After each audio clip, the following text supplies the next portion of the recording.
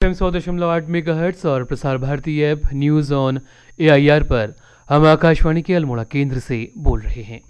शाम के 7:40 हुए हैं। आइए अब सुनते हैं आधुनिक कृषि चौपाल, विज्ञान से किसान तक, भाग 7।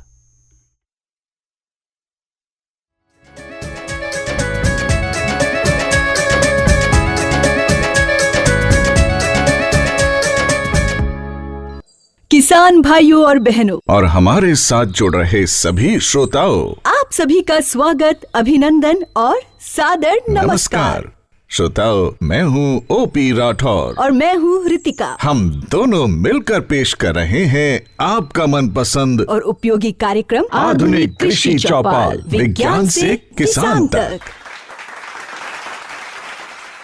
श्रोताओं, ये अनूठा कार्यक्रम हम आप तक पहुंचा रहे हैं भारत सरकार के कृषि एवं किसान कल्याण मंत्रालय के सौजन्य से और आकाशवाणी नई दिल्ली के प्रयास से। किसान भाइयों और बहनों, इस कार्यक्रम में आपको मिलेगी नई और उपयोगी तकनीकों की जानकारी, वैज्ञानिक सलाह और लाभकारी सरकारी योजनाओं की जानकारी, जिन्हें अपनाने से आपकी आमदनी बढ़ेगी, जीवन में खुशहाली आएगी। तो ध्यान से सुनिएगा ये पूरा कार्यक्रम और जरूरी बातें, काम की बातें नोट करते रहिएगा। किसान भाइयों और बहनों, आज हम आपको बताने जा रहे हैं खरीफ की फसलों से ज्यादा पैदावार कैसे ली जाए और ज्यादा से ज्यादा आमदनी कैसे की जाए। इस बारे में वैज्ञानिक उपाय और तकनीकी जानकारी देने के लिए हमारे साथ जुड़ रहे हैं अनुभवी कृषि वैज्ञानिक। आधुनिक कृषि चौपाल में सभी वैज्ञानिकों का स्वागत और अभिनंदन। और हम स्वागत करते हैं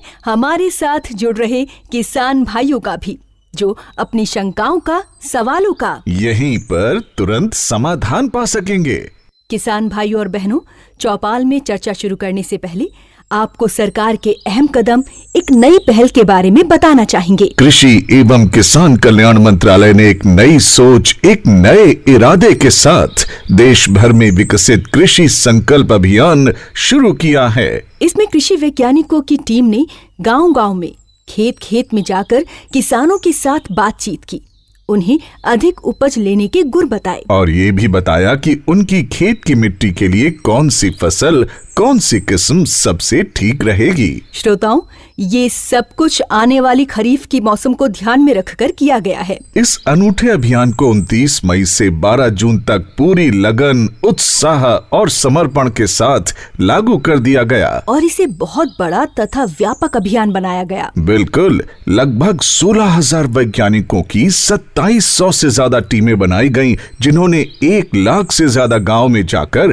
किसानों से सीधे संपर्क और संवाद किया। इस तरह के 55,000 से ज्यादा संवाद कार्यक्रमों में वैज्ञानिकों ने 1,12,00,000 से अधिक किसानों को वैज्ञानिक उपाय बताए। इसका लाभ निश्चित रूप से हमारे किसान भाई उठाएंगे। उनके खेतों की उपज बढ़ेगी और उनकी आमदनी भी। श्रोताओं, खरीफ की फसलों में मुख्य रूप से धान, मक्का, बाजरा, कपास, गन्ना, मूंग की खेती की जाती है और आज हम उनकी उपज बढ़ाने के उपायों पर वैज्ञानिकों के साथ चर्चा करेंगे। तो सबसे पहले हम ये जानना चाहेंगे कि ये जो विकसित कृषि संकल्प अभियान चलाया गया, ये कितना सफल रहा और इसके अंतर्गत किसानों को खरीफ फसलों की उपज बढ़ाने की जो तकनीकें बताई गयी, वो कितनी असरदार होंगी, उसका क्या लाभ होगा किसानों को। बेशक, इन सवालों का जवाब देने के लिए हमारे साथ हैं नई दिल्ली के प्रसिद्ध भारतीय कृषि अनुसंधान संस्थान के निदेशक doctor CH Srinivas Rao ji. Doctor साहब,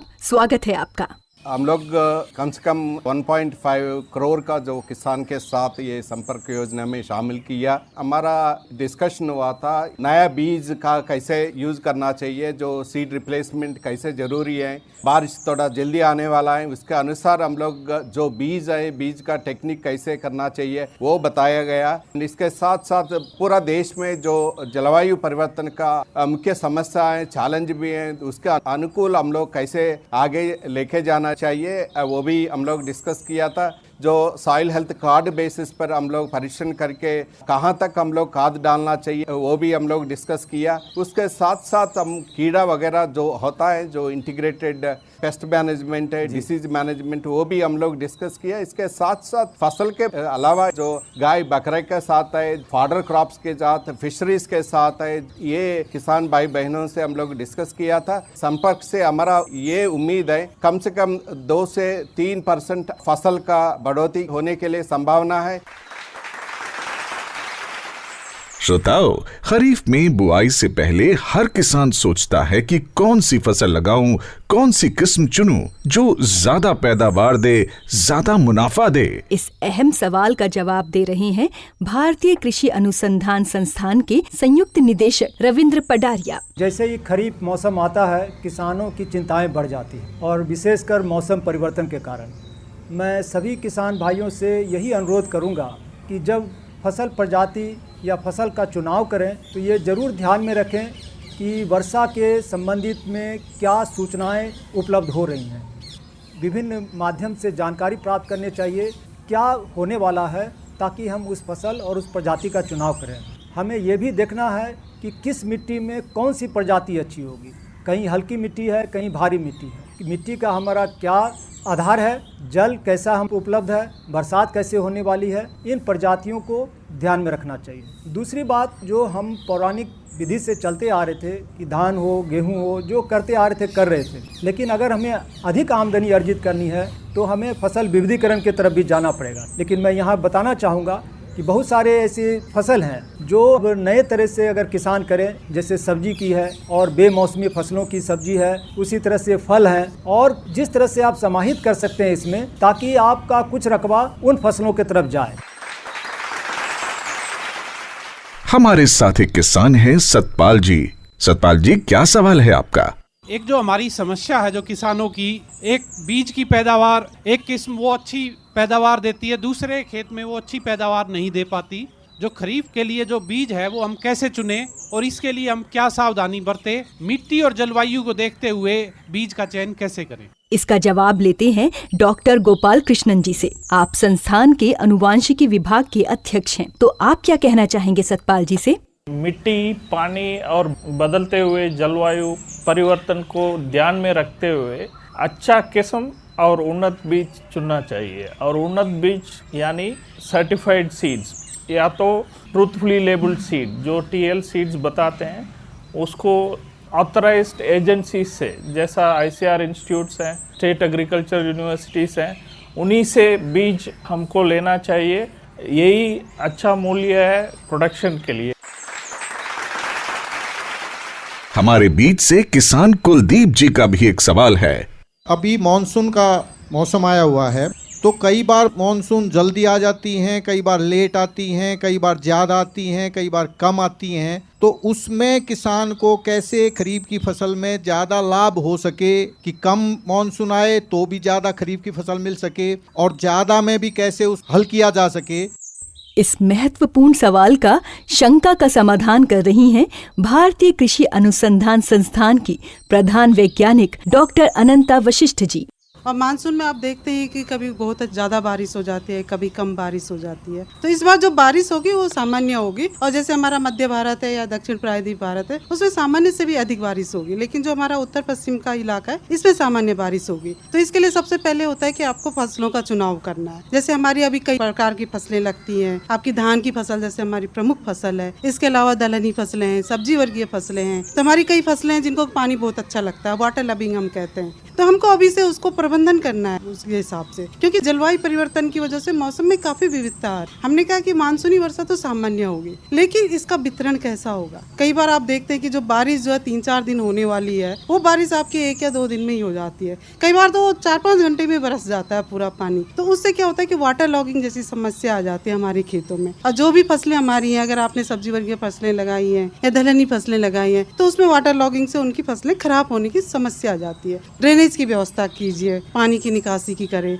और मैं तो ये कहूँगी कि जहाँ भी आप निकासी कर रहे हैं वहाँ पे जैसे एक पॉन्ड बना दीजिए अभी से, या जैसे अमृत सरोवर का जैसे अभियान है कि अमृत सरोवर भी आप बना सकते हैं, या खेत के पास आप कोई पॉन्ड या तालाब बना दीजिए। तो जो भी आप निकासी कर रहे हैं आप खेत से, तो पानी वो वहीं पे एकत्रित हो जाएगा। क्योंकि मानसून में क्या होता है, कुछ दिन होते हैं जिसको हम कहते हैं गीला पीरियड और कुछ समय होता है ड्राई पीरियड, सूखा पीरियड। तो अभी आपके जो सूखा पीरियड है वो ज्यादा हो रही है, उनमें बढ़ोतरी आ रही है। तो जो पानी हमने खेत से एकत्रित किया है आपका, तो उसको फिर आप जैसे पंप के सहारे या किसी और माध्यम से फिर से आप उनको फसलों में लगा सकते हैं।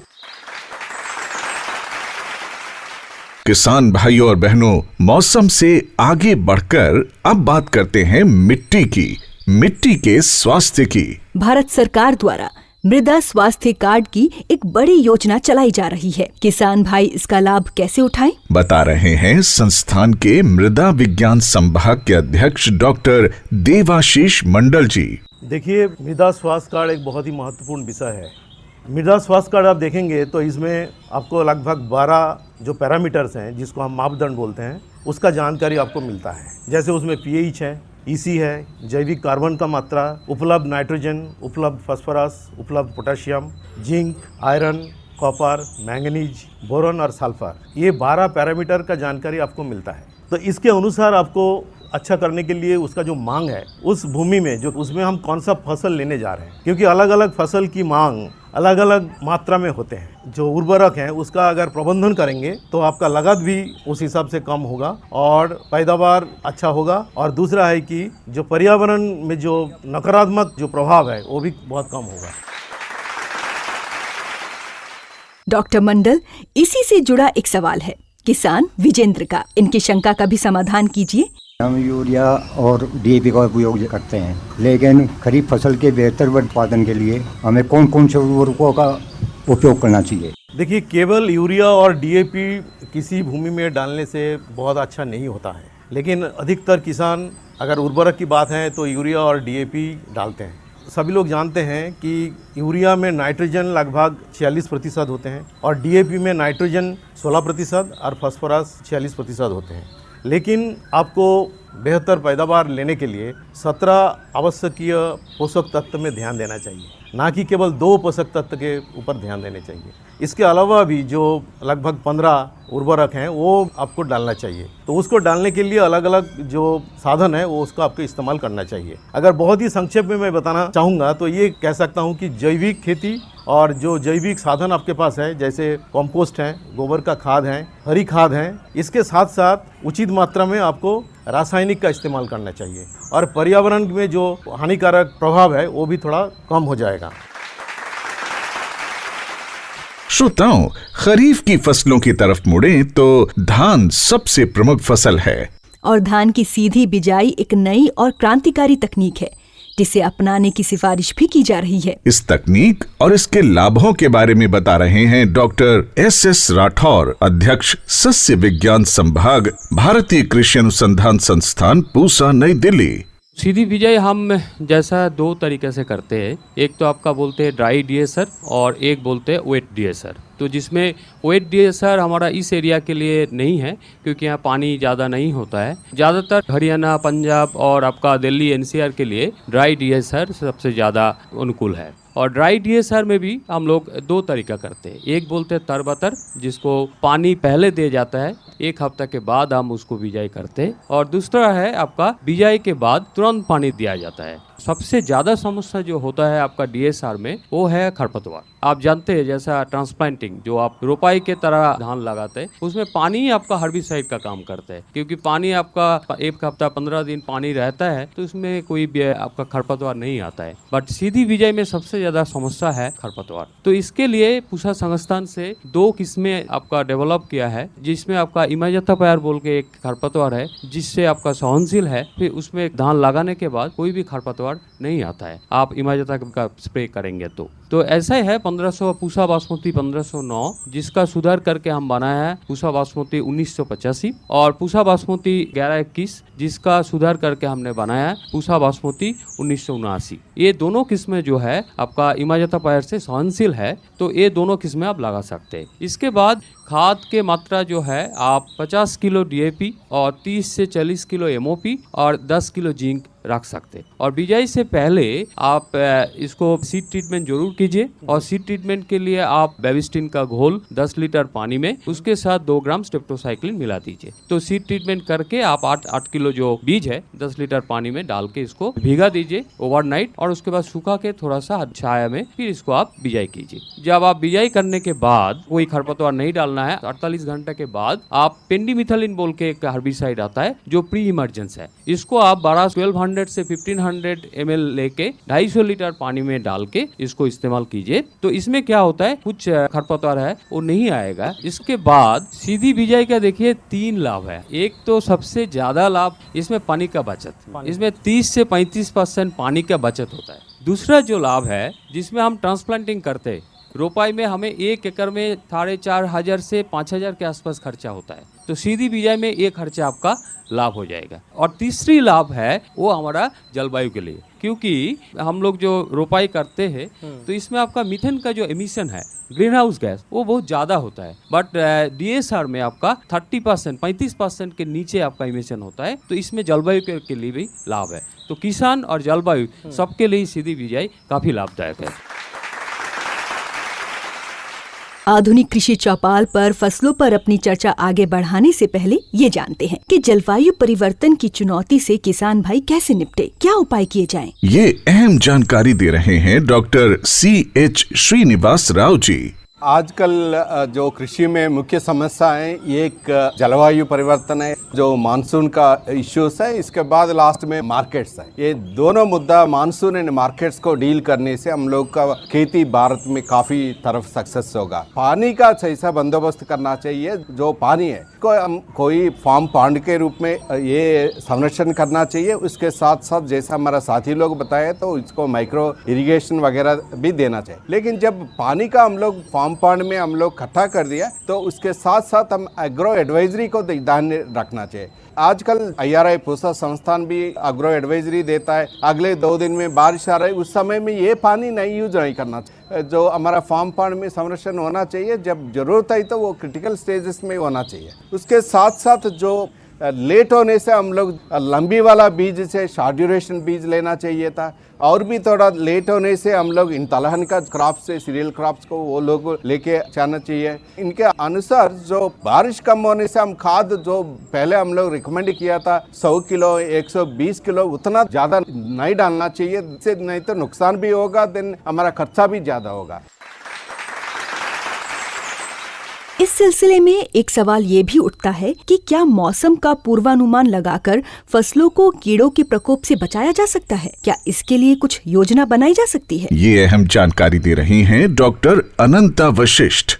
तो हमारे संस्थान ने काफ़ी फॉरवर्डिंग मॉडल बनाए हैं, और जैसे कि मौसम में जो आर्द्रता होती है और तापमान होता है, तो इसका कीड़े और बीमारी आने पर इसका काफ़ी सकारात्मक रिलेशनशिप है। तो इसके लिए हमारे संस्थान ने या हमारे भारतीय अनुसंधान संस्थान के अलावा और भी जो हमारे रिसर्च इंस्टीट्यूट हैं, उन्होंने कई फॉरवर्डिंग मॉडल डेवलप किए जो मौसम आधारित है। कभी धूप लगी है, शाम तक आप देखेंगे कि बारिश आ रही है, तो कई बार आपका फसल में कीड़े हैं या बीमारियां हैं, आपने देखा कि मौसम अच्छा खुला हुआ है तो जाके उसमें छिड़काव कर लिया और शाम को आपका बारिश आ गया, तो आपका वो सारा जो भी कीटनाशक था या जो आपने बचाव के लिए छिड़काव किया है वो सारा आपका पानी से धुल जाएगा। मेघदूत ऐप है जो हमारा भारतीय कृषि अनुसंधान परिषद और भारत मौसम विभाग ने उन्होंने साथ में मिलकर बनाया है। तो ये मेघदूत ऐप जो है आप जरूर अपने मोबाइल में डाउनलोड करिए। हमारे साथ किसान बलजीत आर्य हैं। इनका भी जलवायु परिवर्तन से जुड़ा एक सवाल है। सूखा या बाढ़ जैसी आपदा की स्थिति में खरीफ की फसल के रक्षा के लिए आकस्मिक क्या उपाय करने चाहिए? बलजीत जी, आपके सवाल का जवाब देने के लिए हमारे साथ जुड़ रहे हैं वैज्ञानिक डॉक्टर प्रलय भौमिक, आनुवंशिकी संभाग, भारतीय कृषि अनुसंधान संस्थान, नई दिल्ली। जहाँ सूखा प्रभावित क्षेत्र है वहाँ हमको जैसा आकस्मिक फसल प्रणाली उसके अंदर में जो योजना दिया है, जैसा कि सूखा अलग अलग समय में आएगा, लेकिन क्या है कि उसके साथ हमको इनपुट्स को रेडी रखना है। जैसा कि उस समय में जो वैरायटी चाहिए, उस समय में उसका मंजी चाहिए, बीज चाहिए, वो सबको हमने कम्युनिटी नर्सरी की हिसाब से, क्योंकि पहले ही रेडी रख देंगे नहीं आएगा तो भी नष्ट होता है, तो कुछ परसेंटेज एरिया के लिए हमको कम्युनिटी नर्सरी पद्धति द्वारा उसको कर सकते हैं। ये बहुत अच्छा तरह से सहकार पद्धति से बहुत अच्छा चलेगा। दूसरा है कि जैसा हमने कहा तो मिट्टी के अंदर में मॉइस्चर को बढ़ाना है, तो उसमें मल्चिंग की पद्धति है कि नेचुरल फार्मिंग जो प्राकृतिक खेती में आपका मिट्टी के अंदर में जो पानी को जो पकड़ने का जो शक्ति है वो अच्छी रहेगी। तो वो भी जहाँ जिस क्लाइमेटिक जोन्स में उसका अच्छा है, जिस फसलों के लिए जिस हाई वैल्यू क्रॉप्स है उसमें वो भी हमको करना चाहिए। और जो स्टोरेज करने के बाद इसको अच्छी तरह से जल उपयोग क्षमता बढ़ाने के लिए हमने जो पद्धति बताया, जैसा टपक सिंचाई हो या छिड़काव की सिंचाई हो, तो उसको हमने यूज़ करना चाहिए। अभी बाढ़ की परिस्थिति में जब बाढ़ आ जाता है तो उसमें भी यही संदेह होता है कि वो किस समय में आया। अगर बरसात शुरू होने के बाद ऋतु का बिगिनिंग में ही अगर आ गया, किसान के पास बहुत समय बचा है, उसमें कुछ ऐसा फसल कर सकता है जिसका लंबा अवधि को भी कर सकता है, मीडियम ड्यूरेशन भी, जैसा धान की बात। लेकिन अगर मिड स्टेज में आता है तो वो धान कर नहीं पाएगा, दूसरा फसल को करना पड़ता है, जैसा दलहन हो या तिलहन हो उसको करना पड़ेगा। इसमें क्या है, फसल विविधीकरण को ध्यान में रखते हुए जो कम पानी जिसका है उसको प्लान करना पड़ेगा उसके अंदर में। जैसा भारत में हर जगह में फ्लैश फ्लड होता है, जो सडनली आकस्मिक रूप से आ जाता है, तो उस समय में जैसा स्वर्णा सबवन जैसा वैरायटी है जिसमें ICR ने अपना योगदान दिया है, तो उसको अच्छी तरह से रिजल्ट है। लेकिन जहाँ पारंपरिक पद्धति में जैसा धीरे धीरे पानी बढ़ के जो होता है, जैसा बिहार से लेके ईस्टर्न उत्तर प्रदेश से लेके उड़ीसा से लेके वेस्ट बंगाल से लेके, वहाँ क्या है कि वहाँ का सूटेबल वैरायटीज है, जैसा वेस्ट बंगाल और उड़ीसा में वर्षाधान है, दुर्गा है, तुलसी है, उसको हमको लेना पड़ेगा। अब हम चर्चा को आगे बढ़ाते हैं किसानों की आमदनी की ओर। बिल्कुल, तैयार उपज की बाजार से अच्छी कीमत कैसे मिले ये जानना भी जरूरी है। और ये काम की बात, आमदनी बढ़ाने की बात बता रही हैं प्रधान वैज्ञानिक डॉक्टर हरवीर सिंह जी। सबसे पहले तो कटाई उपरांत आप अपनी फसल को भंडारण करें सही से और सही दिशा में, यानी कि उसमें नमी की मात्रा उचित मात्रा हो। उसको एकदम से कटाई के तुरंत बाद कभी भी बाज़ार ना ले जाएं।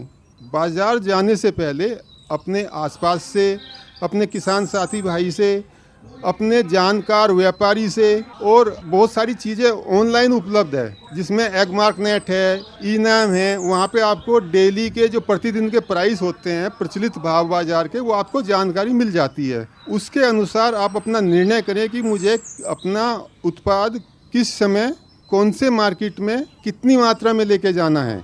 आप अकेले ले जाने के बजाय किसानों का समूह बना सकते हैं, सब साथ में ले जाएंगे सामान, तो प्रति यूनिट जो लागत होगी वो कम होगी। किसान भाइयों और बहनों, आप फसल विविधीकरण अपनाकर भी उसी खेत से अपनी आमदनी बढ़ा सकते हैं, यानी मुख्य फसल के साथ कुछ अन्य फसलें भी उगाएं और अतिरिक्त आमदनी पाएं। तो इस खास जानकारी के लिए चलते हैं डॉक्टर BS तोमर जी के पास, जो भारतीय कृषि अनुसंधान संस्थान में शाक सब्जी विज्ञान विभाग के अध्यक्ष हैं।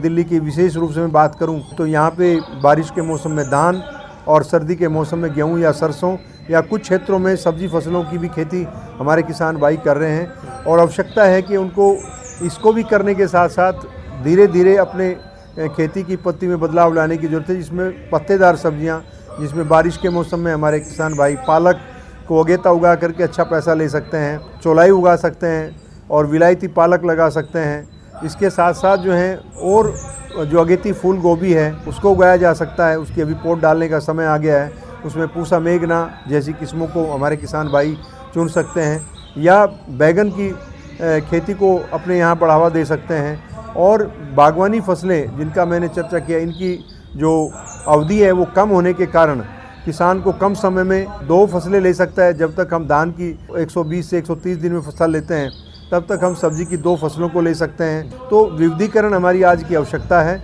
और समय की मांग है। और शहरी क्षेत्रों में विशेषकर जो पेरी अर्बन क्षेत्र हैं उनमें हमें बागवानी फसलों को अपनाने की आवश्यकता है। डॉक्टर हरवीर जी, बाजार के बारे में हमारे किसान कुलदीप सिंह आपसे एक सवाल पूछना चाहते हैं। मेरा सवाल है कि खरीफ की फसलों में ट्रेडिंग के लिए किसान को कौन कौन से प्लेटफार्म हैं, हमें बताया जाए। जहाँ तक बाजार की बात है, उसमें भी उन्नत तकनीक बहुत सारी हमारे सामने हैं, जैसे कि ई-नाम उनमें से एक है, जिसको राष्ट्रीय कृषि बाजार कहा जाता है। वहाँ पे आप अपना रजिस्ट्रेशन करा के न केवल आसपास की बल्कि पूरे देश की मंडियों की जानकारी, उनके भाव, क्या प्रचलित भाव है, उस सब की जानकारी आपको मिल सकती है। दूसरा ये है ई मंडी के अलावा कि हमारे पास कुछ बहुत सारे प्राइवेट प्लेयर्स हैं, जैसे कि देहात, निंजा कार्ट और कुछ बहुत सारी प्राइवेट कंपनी है जो कॉन्ट्रैक्ट फार्मिंग भी करती है। उसमें आपको फ़ायदा ये होता है कि आपका भाव आपको मालूम रहता है पहले से कि क्या मुझे भाव मिलेगा। तो एक तरह से जो बाजार का रिस्क होता है वो बहुत हद तक कवर हो जाता है कि आपको तयशुदा भाव मिलेगा ही मिलेगा। हमारे साथ एक और किसान है ज्ञान सिंह जी। इनका भी आमदनी बढ़ाने से जुड़ा एक सवाल है। खरीफ फसल के लिए किसान अपनी अतिरिक्त आमदनी कैसे कर सकता है? इसका जवाब दे रहे हैं भारतीय कृषि अनुसंधान संस्थान पूसा नई दिल्ली के प्रधान वैज्ञानिक डॉक्टर जय प्रकाश सिंह डबास जी। कि किसान जो पैदा खर्चा कर चुका है, लेकिन उसे लाभ उठाने के लिए एक तो प्रोसेसिंग, वैल्यू एडिशन और ग्रेडिंग और उसकी कैसे मार्केटिंग करनी है, सारी बात उसमें आ जाती है। जैसे अभी खरीफ की बात चल रही है, खरीफ में किसानों भाइयों को बीज भी खरीदना है, खाद भी खरीदना है, दवाइयाँ भी खरीदनी है। जब वो अलग अलग दवाई लेने जाते हैं दुकान पे तो उनको ज़्यादा पैसा देना पड़ता है। लेकिन ये संगठन जो हमारा FPO बना है या कोऑपरेटिव सोसाइटी है या जो किसानों का क्लब है, ये उसको सारा क्लब करके एक साथ खरीदते हैं, तो बीज भी सस्ता मिलेगा, उसकी गुणवत्ता भी अच्छी होगी, साथ साथ में जो हमारी दवाइयाँ हैं उनकी गुणवत्ता भी अच्छी होगी, वो भी सस्ती मिलेगी। तो जितने भी मार्जिन ट्रेडर्स को जाने थे वो सारे के सारे हमारे FPO को आएंगे, और FPO को जब आएंगे तो जितने भी हमारे FPO के सदस्य हैं तो उनके अंदर बढ़ जाएंगे। तो एक तो आपकी लागत कम होगी, लागत के साथ साथ में जो आपने पैदा किया है उसका आप ज़्यादा मूल्य ले पाएंगे। उससे ज़्यादा मुनाफा लेने के लिए आपको कुछ न कुछ नवाचार करना पड़ेगा, और ये समय की मांग है। श्रोताओ, एक बार फिर खरीफ की मुख्य फसल धान की ओर वापस लौटते हैं और जानते हैं धान की ऐसी नई किस्मों के बारे में जो मौसम का उतार चढ़ाव सह सकती है और उपज भी अच्छी देती है। किसान भाइयों, ये नई जानकारी दे रहे हैं भारतीय कृषि अनुसंधान संस्थान के संयुक्त निदेशक अनुसंधान डॉक्टर C विश्वनाथन। ब्रीडिंग हम करते आ रहे हैं, 150 साल से ब्रीडिंग चल रहा है। उसमें वो पुराना मेथड में ज़्यादा टाइम लगता है, एक किस्म रिलीज़ करने में 15 साल लगता है वो नया किस्म बनाने में। अभी एक जीनोम एडिटिंग नाम से एक नया टेक्निक आया, वो टेक्निक यूज़ करके हमने 2 किस्मों ICR ने बनाया। ये किस्म हमारा पूसा कृषि अनुसंधान संस्थान नई दिल्ली ने बनाया। उस किस्म का नाम है पूसा DST राइस 1 में MTU 1010 करके एक किस्म है, उसको सुधार करके बनाया। उस किस्मों में हमने सैलिनिटी टॉलरेंस, अल्कलिनिटी टॉलरेंस और ड्राउट टॉलरेंस उसमें सुधार किया है। ये धान कम पानी में उगा सकता है और उसमें सैलिनिटी, अल्कलिनिटी में भी उग सकता है। इसमें 10 से 30% तक उसमें प्रोडक्टिविटी MTU 1010 का कंपैरिजन में ज़्यादा प्रोडक्टिविटी देता है। और दूसरा किस्म हमने रिलीज़ किया ये कमला, ये Indian institute of rice research Hyderabad ने रिलीज़ किया। ये संबा मसूरी करके ये एक्सपोर्ट क्वालिटी दाना है, उसको सुधार करके बनाया। इसमें ग्राइन नंबर बढ़ाया, एक बाड़ी में ग्राइन बनता 150 से इसमें 300 ग्राइन नंबर बढ़ता है। उसी टाइम इसका ड्यूरेशन कम हो जाता है, 150 दिन से 125 दिन हो जाता है। ये 25 दिन कम हो जाता है, प्रोडक्टिविटी 30% बढ़ जाता है। इसलिए पानी का ज़रूरी कम हो जाता है, 3 से 4 पानी कम दे सकते हैं, हमारा प्रोडक्टिविटी 25% बढ़ता है। इसलिए इन दोनों किस्मों से किसानों को प्रोडक्टिविटी बढ़ेगा, उससे हमारा आमदनी भी बढ़ेगा। ये नया टेक्निक से बनाया हुआ ये किस्म है। किसान भाइयों और बहनों, आपके साथ बातचीत करते हुए समय का पता ही नहीं चला और हम आ पहुँचे आज की आधुनिक कृषि चौपाल के आखिरी पड़ाव पर, यानी समापन की ओर। लेकिन इससे पहले हम धन्यवाद देते हैं, आभार प्रकट करते हैं उन सभी वैज्ञानिकों का जिन्होंने हमारे किसान भाइयों को उपयोगी जानकारी दी। हमें पूरी आशा है कि खरीफ के मौसम में इन जानकारियों का लाभ उठाकर किसान भाई खेत की पैदावार बढ़ाएंगे और अपनी आमदनी भी, खुशहाली भी। हम उन सभी किसानों का भी धन्यवाद करते हैं जिन्होंने इस बेहद खास चर्चा में भाग लेकर कार्यक्रम को अधिक उपयोगी बनाया। किसान भाइयों और बहनों, आपको हमारी आज की आधुनिक कृषि चौपाल कैसी लगी, जरूर बताइएगा। और ये भी बताइए कि कार्यक्रम आपके लिए अधिक लाभकारी और रोचक बनाने के लिए हम क्या कर सकते हैं। आपके सुझाव चाहिए हमें। आप अपने खेत खलिहान की सफलता की कहानियाँ भी हमसे साझा कर सकते हैं। आपकी ईमेल का हमें इंतजार रहेगा। ईमेल भेजने के लिए हमारा पता नोट कर लें। kkbongold@gmail.com। ईमेल पता एक बार फिर सुन लें, kkbongold@gmail.com। अब हम समापन करते हैं आज की आधुनिक कृषि चौपाल की, इस वादे के साथ कि हम आधुनिक कृषि चौपाल के एक नए अंक के साथ, एक नए विषय के साथ जल्द ही आपसे फिर रूबरू होंगे। तब तक के लिए हमें दीजिए विदा। और ख्याल रखिए अपना, अपने परिवार का और खेत खलिहान का भी। नमस्कार।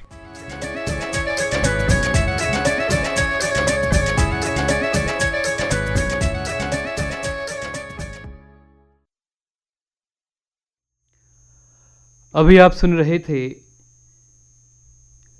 आधुनिक कृषि चौपाल, विज्ञान से किसान तक, भाग 7। हम आकाशवाणी के अल्मोड़ा केंद्र से बोल रहे हैं।